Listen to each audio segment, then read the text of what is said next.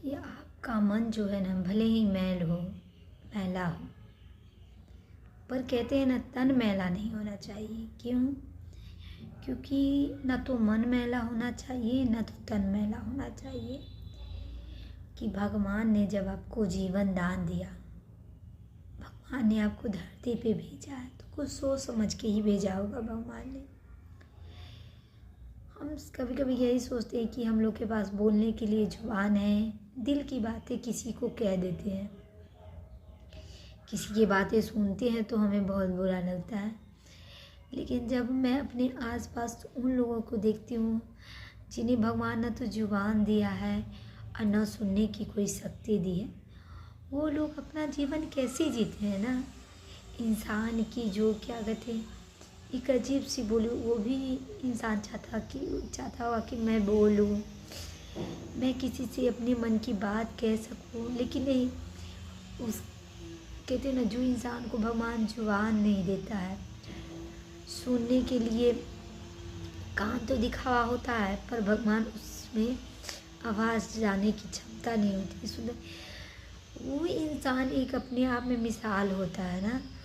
वो अपनी ज़िंदगी खुद जीता है और उसे किसी दुनिया से कोई मतलब नहीं होता कि उसे कौन से लोग ने गाली दिया, कौन सा लोग उसे मतलब बदतमीज के, मतलब बहुत तरह की बात होती है। मतलब क्या बताएं, हम यही कहेंगे कि ऐसे लोगों के लिए सरकार को कुछ ऐसा करना चाहिए ताकि जो इंसान ना बोल सके वो बोल सके और जो ना सुन सके वो सुन। किसी इंसान को तो भगवान ना सुनने की शक्ति देती है और ना बोलने की शक्ति देती है।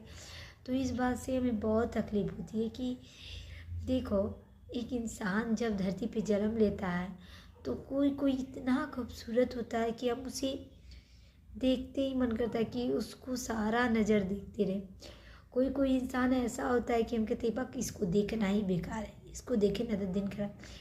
पता नहीं भगवान जब धरती पे इंसान को भेजते हैं तो उसको पता नहीं क्या क्या रंग रूप बना के भेजते हैं। मैं जब भी वैसे इंसान को देखती हूँ तो हमें बहुत तकलीफ होती है।